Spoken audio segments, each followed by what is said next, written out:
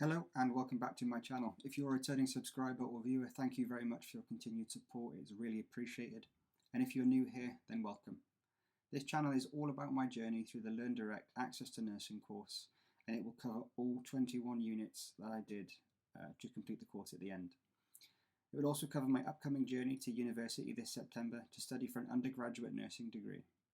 Again, please feel free to like, share, comment and subscribe. And by subscribing to my channel, you can get future uploads with useful tips and guidance for future units. So this is Unit 5, Cell Biology, and I really enjoyed this unit because it's one of my favourite subjects. This unit is again a non-graded unit, so you will only receive an achieved or non-achieved mark. And you are required to format this as an illustrated report. If you're a LearnDirect student, you can go back to the academic writing skills unit and remind yourself of how that format should be laid out. If you are from another distance learning centre or a college, then you can use Google and YouTube to help you format this, but for the sake of these, I'll very quickly go through the formatting. An illustrated report is an academic report, and it needs to be written concisely and organised. And you need to make use of headings, subheadings and sections. Illustrated reports can contain images, tables and charts within your body of text, but they need to complement your commentary on answering that question.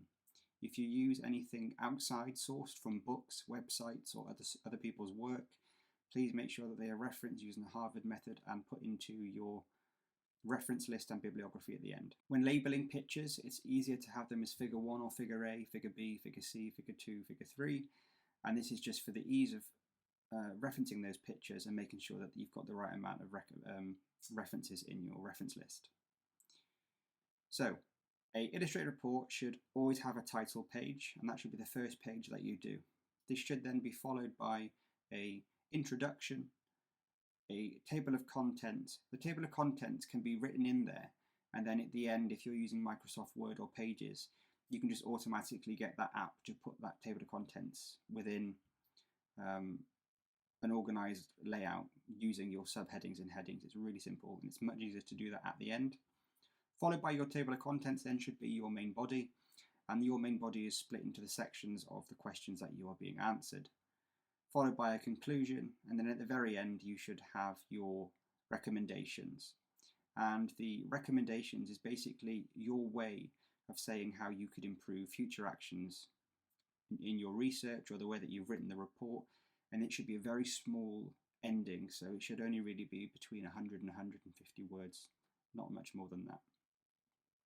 It's really important to note as well that your table of contents, your title page, your reference list and bibliography are all not counted in your word count.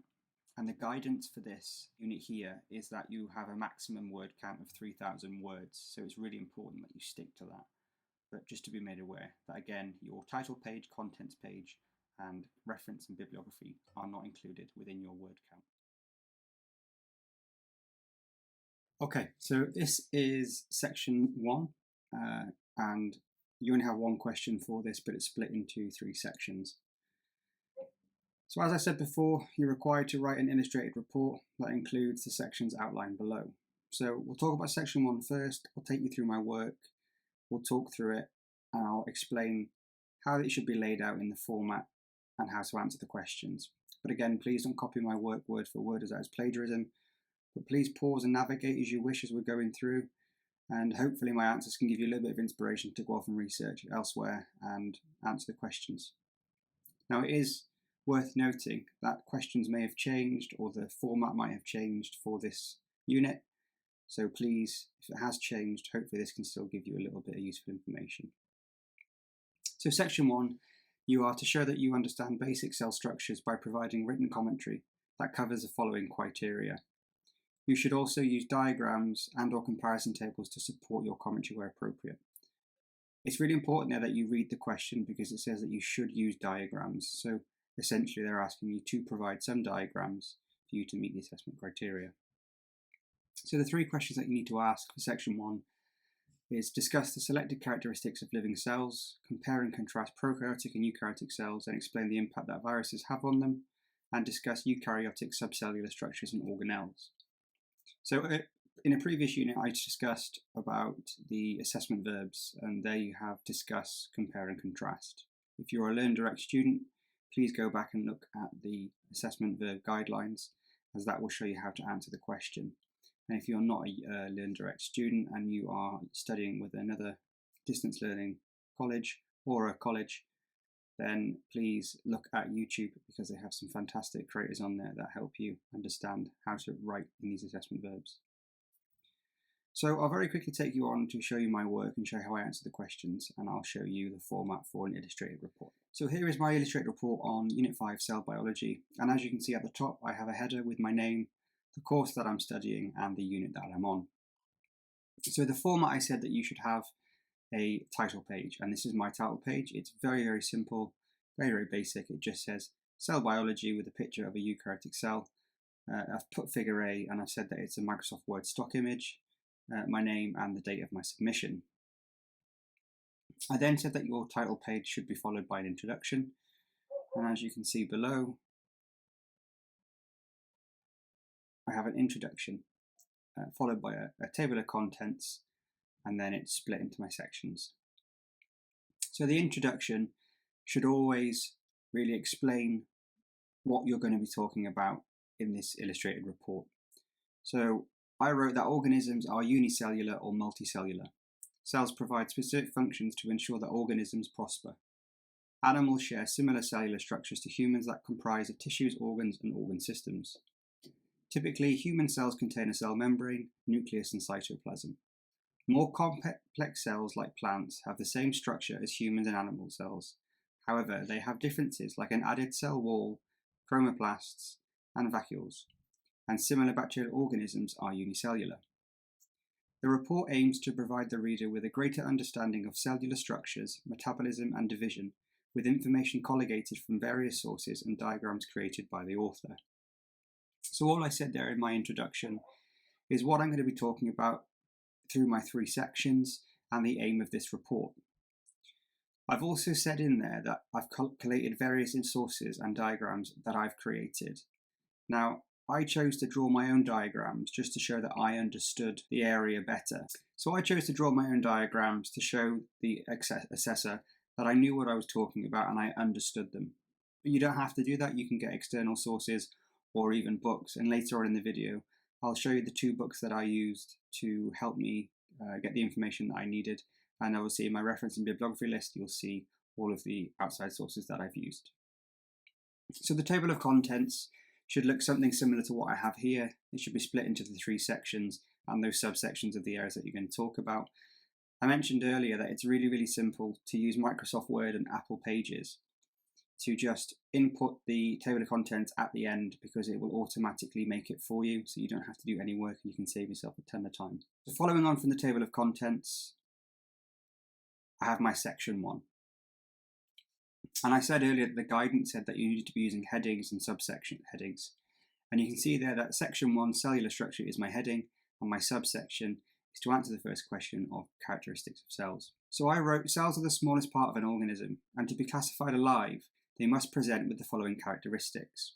And to save on word count, I've made a diagram explaining those 7 characteristics and what they are.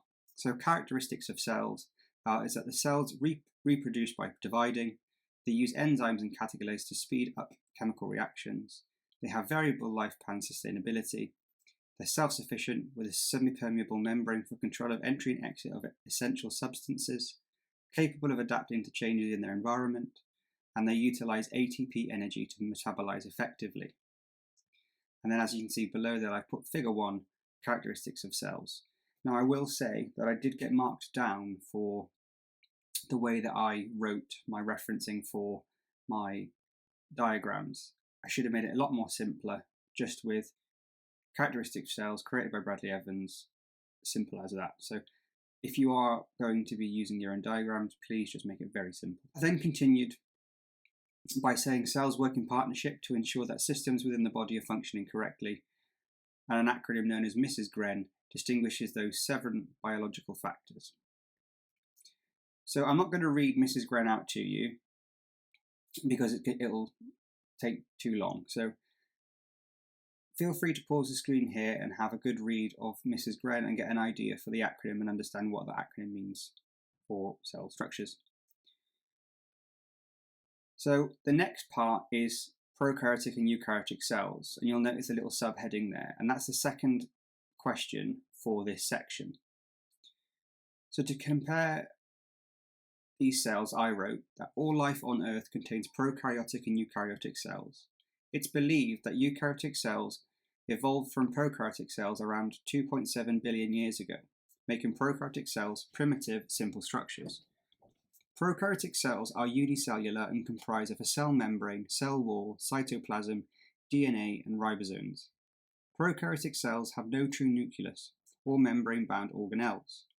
For example, prokaryotic DNA is not enclosed within a membrane like eukaryotic cells.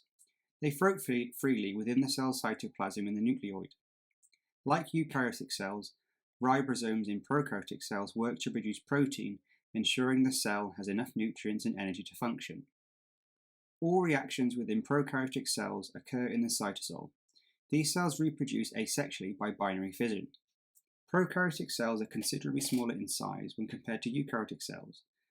Bacteria and archaea are both prokaryotic cells. Unlike prokaryotic cells, eukaryotic cells are complex and multicellular, with a true nucleus that houses the cell's genetic instructions. Cells use these genetic instructions to create proteins. DNA plays a vital role in the designation of a cell's function to keep organisms alive. Eukaryotic cells have organelles, structures comprising a nucleus, the cell storage and processing unit. Mitochondria are responsible for energy transfers. Ribosomes produce RNA and proteins. The endoplasm epithelium synthesizes lipids and hormones. The Golgi apparatus synthesizes and exports proteins. Lysomes contain digestive enzymes to break down waste, and the cytoskeleton provides internal support. Plants have the same organelles as animals, except for a rigid cell wall outside the cell membrane. Chloroplasts from photosynthesis and vascules. These structures provide specialist functions to ensure the survival of the organism. Eukaryotic cells are much larger than prokaryotic cells, with the nucleus being the most prominent organelle. Animals, plants, fungi, and algae are part of the eukaryotic family. The structure of eukaryotic DNA differs from prokaryotes. For example, eukaryotic DNA has multiple singular strands compared to prokaryotes' singular ones. In addition, the DNA in the nucleus of eukaryotic cells is called chromatin. Unlike prokaryotic cells with no nucleus, the nucleus in eukaryotic cells is protected by the nuclear envelope that separates it from the rest of the cell, ensuring the safety of the chromatin and nucleoplasm inside. So then, to compare the differences between them, I made a very simple diagram here that you can see prokaryotic and eukaryotic cells, their individual circumstances, and then what they have in common. So that there, well with that written structure above, compares and contrasts prokaryotic cells and eukaryotic cells. I've explained the differences between them both, and then I've explained what they have in common. So therefore I've answered the question correctly. Now, it's really important that you read the study materials that you get with the online course, because it gives you absolutely everything you need to answer the question. They're really good, and you can also go off and read books or external websites and things like that. But just remember that if you do use anyone's work from outside of your own, and you've implemented it into your work, that you reference it, so you're not plagiarizing anyone's work. I then went on to say that the most significant difference between eukaryotic and prokaryotic cells is how they divide. As mentioned earlier, prokaryotes divide using binary fission, and this is where the parent cell replaces itself to reproduce an identical copy known as daughter cells. The diagram below explains the process of binary fission. And I then went on to create, using my iPad, I created these using GoodNotes, and then you just export them and put them in here as a PDF. And again, by doing these diagrams, you're saving on word count. So basically, the above I've said that it explains the process of binary fission, and then below I've explained it in 4 simple steps by using a diagram and saving on the word count. So then the next part is how viruses affect eukaryotic and prokaryotic cells, as still part of the second part of the question.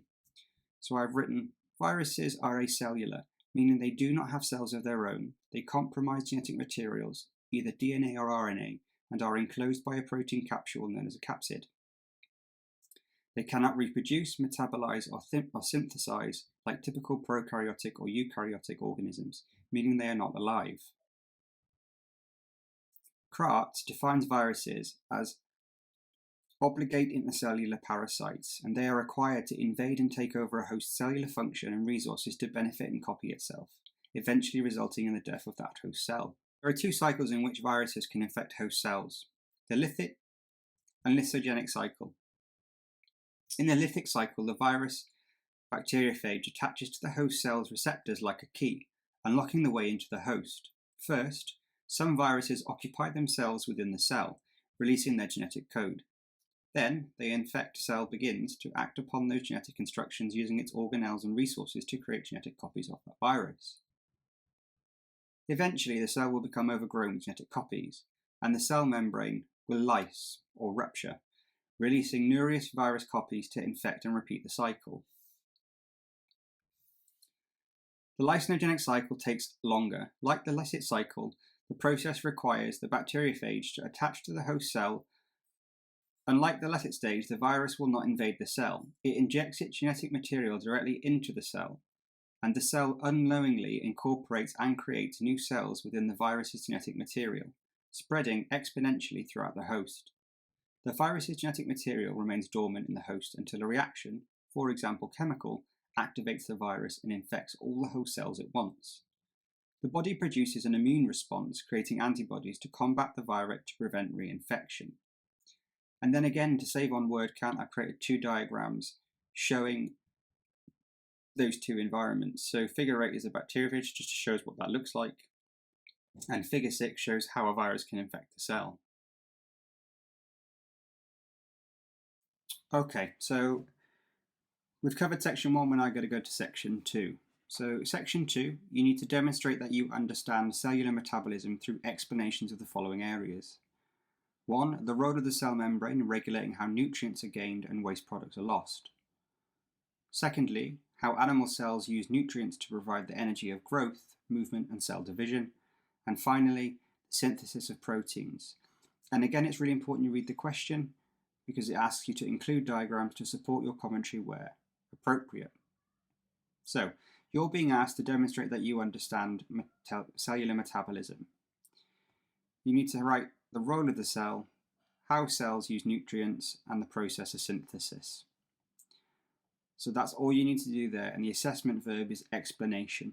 So you only need to provide an explanation of those three areas. So I'll take you into my work and we'll have a look at how to answer the question. So as you can see here, this is section 2. And again, it's really important that you use headings and subheadings. So cellular metabolism, and then underneath I've put that I'm going to be talking about the cell membrane. So I wrote, the cell membrane is the most integral part of a cell structure. The membrane consists of two phospholipid layers with sugars, proteins and cholesterol. The phospholipid molecules comprise an electrically charged hydrophosphol head and a hydrophobic, non-electrically charged tail. The bilayer is tightly packed with the hydrophilic heads on the outer surface and the hydrophobic tails on the inner. The hydrophobic tails form together, acting as a repellent layer. These differences ensure the transfer of substances into and from the bilayer. The membrane layers are fluid, flexible and move. Cholesterol helps the structure remain sturdy. So there in that diagram you can see that you have the phospholipid bilayer, the phospholipid molecule and the cholesterol. And I'm just basically showing how cholesterol firms the phospholipid area there and how things can get in. I then went on to explain that the cell membrane's job is to control the passage of substances into and from the cell whilst regulating the intercellular environment. The bilayer allows specific substances to enter and exit, making it selectively permeable. For example, electrolytes and some non-lipid substances can pass through unhindered, whilst other substances require transmembrane proteins to act as a transport assistant and identificatory receptors to substances that cannot pass through. This allows access to which the bilayer's selective permeability would not. Substances reliant on transmembrane proteins interlocked and are pumped to and from the cell through these protein channels. Carbohydrates are also found within the cell membrane. They typically attach to glycolipids and glycoproteins, creating branches giving the cells its immunological identity, or self-markers. Carbohydrates like cholesterol work with the cell to maintain its sturdy structure, whilst maintaining fluid to move and interact with other cells. So that explains the first part of the question, and then we move on to nutrient utility in animal cells to answer the second part. And I answered it by writing, unlike plants which create their food through photosynthesis, animals generate energy from consumed food. The energy metabolized and converted is known as adenosine triphosphate. And there are 3 stages of cellular respiration. The first is glycosis. This process starts within the cell's cytoplasm, by which glucose molecules are broken down and converted into pyruvate. Upon completion of glycosis, pyruvate acid is broken into 2 molecules and moves to the matrix of the mitochondria, which results in the loss of CO2, and the remaining molecule fuses with coenzyme A to form acetyl-CoA. The next stage is the Krebs cycle, and this is when acetyl-CoA is broken down by chemical restrictions within the mitochondria to form 1 molecule of ATP, 1 molecule of FADH2, and 3 molecules of NADH, with CO2 being created as a byproduct. Finally, electron transport chain, or ETC, is a process in which FADH2 and NADH carry electrons to proteins found in the membrane of the mitochondria, creating H2O, or water. During the ETC phase, the mitochondria create 36 molecules of ATP stored for later use. And then below, I just went on very quickly to do a very basic diagram of cellular respiration. And that just explains everything I've just talked about there and puts it into a really easy to read diagram. And it just, again, shows the assessor that I understand what I'm talking about. I then went on to write that ATP provides nutrients and energy to cells from synthesis, movement and cellular division. Anabolic reactions build larger complex molecules known as macromolecules from DNA, RNA, carbohydrates, lipids and proteins during the synthesis stage. Anabolic reactions combine smaller molecules into larger complexes for repair, growth or storage. The smaller molecules are utilized as a staging point with ATP to construct the chemical bonds needed to maintain the macromolecule structures. The transport of nutrients is facilitated through endocytosis, exocytosis, and active transportation. All ways an animal cell will ensure it remains within homeostasis. It's essential to understand that movement is vital for animal organisms to reproduce and divide through meiosis. The sperm cell utilizes the flagella to swim and fuse with the ovum. Mitosis is used to repair damaged cells by creating new identical cells. All vital requirement a cell needs to move, synthesize and divide requires stored ATP energy to function efficiently. Without effective metabolite processes to break down nutrients into ATP, animal cells would become inefficient and eventually die. So that there just basically answers the second part of the question, and then I go on to the last part of the question, which is protein synthesis. And I wrote that proteins are required to synthesize cells indefinable by their sequence in which amino acids join the messenger ribonucleic acid, or known as mRNA. DNA is too large to leave the nucleus, requiring an intermediary molecule to act as a messenger for genetic information called mRNA. mRNA differs from DNA because it is a single-stranded molecule containing ribose, not deoxyribose, and its base comprises uracil, not thymine. Inside the nucleus, mRNA unzips the double helix DNA strands and looks for the genetic information required. It will only use one of these strands to copy. Enzymes move along the strand of DNA, where a base is added to the mRNA, known as a complementary nucleotide. Once the mRNA strand is completed, it zips up the DNA helix and proceeds to leave the nucleus via a nuclear pore into the cytoplasm and bonds with the ribosome. This process is known as transcription. The next stage of protein synthesis is translation, and transfer RNA, or tRNA, reads the base sequence of mRNA codons within the ribosome. Codons are in blocks of 3, creating combinations that provide coded instructions. The first codon is always the start codon, which initializes protein synthesis by the tRNA, matching the starting codon within the mRNA. AUG with its own matching anticodon, UAC. Next, the tRNA moves alongside the mRNA nucleotide sequence corresponding to its anticodons, creating a polypeptide chain, and synthesizing until a stop codon is reached. The synthesis process is stopped and a new protein is formed. So this here just very quickly shows DNA and RNA relationships during protein synthesis. And we talk about transcription and translation, and that just shows how the DNA strand and the mRNA strand talk to the translucent strand, creating a polypeptide chain. And then I discussed about the codons. So this just really shows a really quick and easy diagram explaining what codons are and how they have their DNA strands matching with the translation strands, and that they create those polypeptide acids, which are amino acids. So that completes section 2. So this is section 3, and it asks you to demonstrate that you understand how cells grow and divide through explanation of the following areas. 1. The generation of specialized tissue from embryonic stem cells, the importance of interphase, the factors that initiate cell division, how the same genetic information is received by each daughter cell, and the section also requires you to compare and contrast cancer cells with normal cells. Again, it's important that you read the question here because it does say you should use diagrams and/or comparison tables to support your complementary where appropriate. So a really good tip here from me is that you should just put a few diagrams in each section to ensure that you are meeting the criteria for the assessment, because if you don't put enough diagrams in, it will come back from the assessor saying that you haven't met the criteria. So I'll quickly take you on and show you my work for section 3. So this is section 3, cell division, and again it's really important that you have a heading and a subheading. The subheading below is embryonic stem cells, and this just lets the assessor know that we're on to section 3 and we're on to the first question. So I wrote, when an ovocell becomes fertilized by a sperm cell, known as a diploid zymate, mitosis begins, and the cell starts to replicate into many cells of the same type. Morula is a bundle of cells formed as part of this process. Within days, the cell will have replicated and begun differentiating into trophoblasts located on the outer edge of the morula and embryoblasts within the inner cell mass. Blastocytes are formed from blastocele fluid that builds up inside the frame of the trophoblasts. The embryoblast and the embryonic stem cells will eventually materialize as the growing organism within the fetus, and trophoblast will become what is known as the placenta.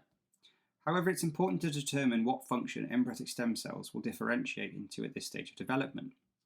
And then below, again to save on word count, I drew a little diagram and I just showed that you have the zygate, the blastocyte and the glurina, and then what happens with the different cells inside. And then I went on to explain that in an undifferentiated state, embryonic stem cells have the potential to become any form of cell within the blastocyst stage, known as a pluripotent. Undifferentiated stem cells can repair damaged cells, organs and bones. They have also been used in medical treatments of some cancers and diseases like Parkinson's. I then go on to explain the second part of the question, which is interphase. And I answer that part by writing, worn, damaged and dead cells, depending on the type, can be replaced using cell division. The process is known as the cell cycle. The cell cycle has 2 stages, interphase and mitosis. Interphase can be distinguished by its 3 phases and mitosis by its 4. And I then went on to write a little diagram on the cell cycle just to save a little bit of word count there. So you have phase 1, phase 2, the synthesis stage, and then mitosis is on top just to show that little link there. So I then went on to explain that G1, or the growth phase, is considered the most prolonged growth phase. The cell will produce components like organelles and cytoskeleton, with each chromosome containing a singular strand piece of DNA. However, some cells never enter G1, never divide, but continue with normal function, known as G0. An example of cells that remain in G0 would be nerve cells. Some cells may stay in G0 for the remainder of their life. However, this is not to say they cannot re-enter the cell cycle to divide if required. The synthesis of DNA, or the S phase, is the second part of interphase. DNA molecules create identical group genetic copies, forming 2 sister chromatids. RNA and proteins are also synthesized here. G2 is the second growth stage, where the cell growth forms further in size and volume in preparation for cell division, which multiplies energy stores. Finally, cytoskeleton proteins create a network of spindle fibers to help the cell during mitosis. Cell regulation is a process where checkpoints are situated before a cell can move into the next stage. The G1 checkpoints ensure cells are undamaged, healthy, and have the required nutrients to move to the next phase. The G2 checkpoint, again, is like the G1, however it has the additional task of ensuring cells have the correct number of chromosomes to proceed into mitosis. Once a cell has entered another stage, it cannot return to its original state. Checkpoints are not always accurate when detecting defects within cells. Some damaged cells or even mutated cells can pass through, negatively impacting the host organism over time.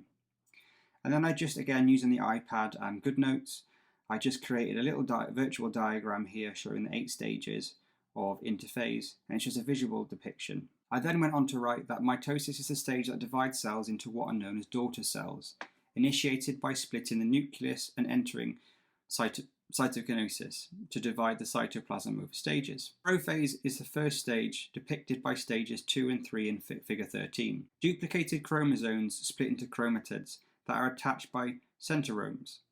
Spindle fibers form over both cell poles from the centrioles within the cytoplasm. Finally, the cell membrane will disintegrate and the nucleoli will break down and become visible. Metaphase can be shown in stages 4 and 5, where spindle fibers pull the chromosome to the middle of the cell with unencumbered accuracy. Anaphase is the next step, where the replicated sister chromatids are drawn to the opposite side of the cell like 2 repelling magnets.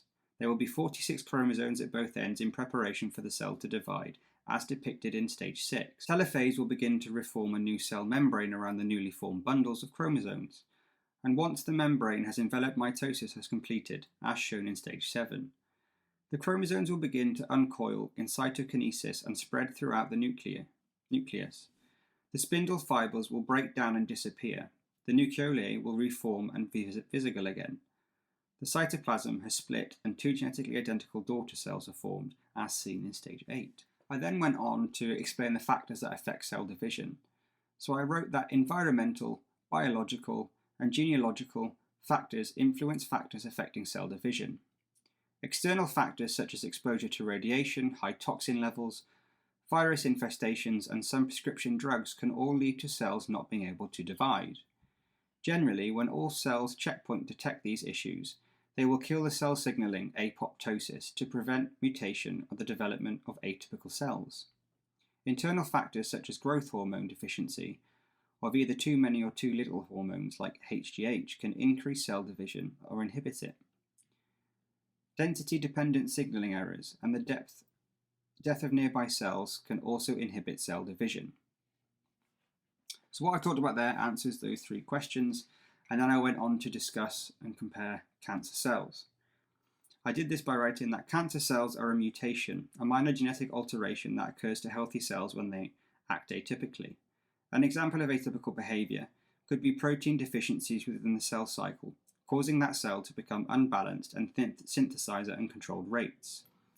And again, just using GoodNotes, I was able to draw normal cells and cancerous cells, and saving on word counts, that then compares and contrasts normal cells to cancer cells, and then I went on to explain it in a little more detail. I then wrote from the above diagram, cancer cells have noticeable differences compared to normal cells. Cancer cells have a larger, darker nucleus that expands significantly throughout the cell. Unlike normal cells, cancer cells do not have a membrane-bound nucleus, and it is not uncommon for these types of cells to have numerous nucleus compared to those in a normal cell. Chromatin with a cancerous cell is like normal cells found in the nucleus, but differs with its coarse texture. The most noticeable difference between cancer cells and normal cells are how they uncontrollably reproduce their cells. They can, without hindrance, rapidly divide, commonly before the cell has reached maturity. These cells, unlike normal cells, will continue to grow even when not required, partly due to not communicating with other cells for functioning correctly.